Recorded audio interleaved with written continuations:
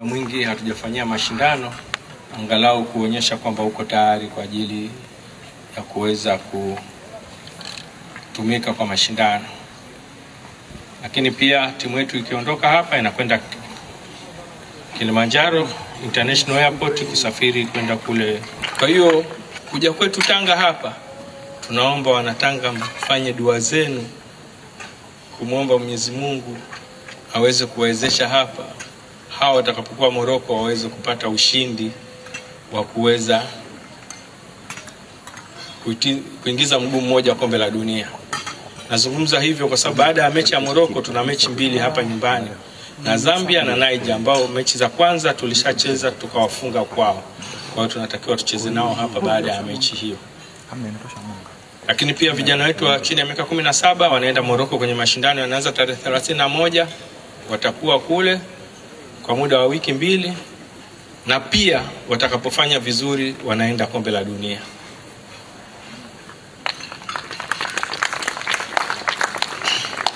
Na kwa taarifa ya wale ambao hawana takwimu zetu, vijana hao walioko kule Egypt ambao wanaenda Morocco wametokea hapa Tanga na tumeanza kuwakusanya kama tunavyowakusanya hawa, na waliweza kuwa mabingwa wa Afrika wa chini ya miaka 15. Lakini mwezi ujao wa Aprili tutakuwa tena mashindano ya under 20. Tuna timu yetu inashiriki na ikishinda itaenda kombe la dunia. Lakini pia tutakuwa na mashindano Ghana kule ya vijana chini ya umri wa miaka 13 ambao wengi wao wako hapa, wasichana na wavulana.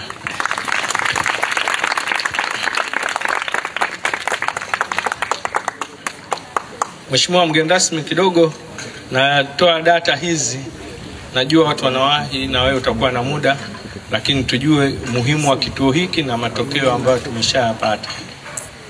Lakini pia vijana hawa walioko hapa leo wako 83 na wale walioko Egypt kule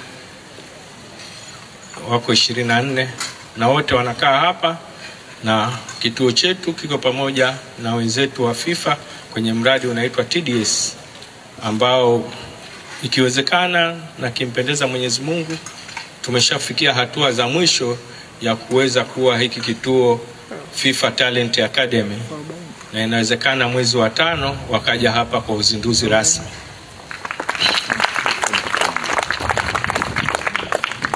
Lakini pia kuna miundombinu tutaiongeza mingi. Sisi ni warai tu wakazi wa Tanga, kile ni kituo chenu, tukitunze. Juzi kidogo kuna uharibifu ulitokea, kuna watu waliwasha moto ambao kidogo ulikuwa ulete athari, lakini tunawashukuru wenzetu wa zimamoto, tulisaidia nao tukaweza kuzima. Kwa hiyo ni kituo muhimu sana, sio kwa Tanga tu, kiko Tanga lakini kwa Tanzania nzima.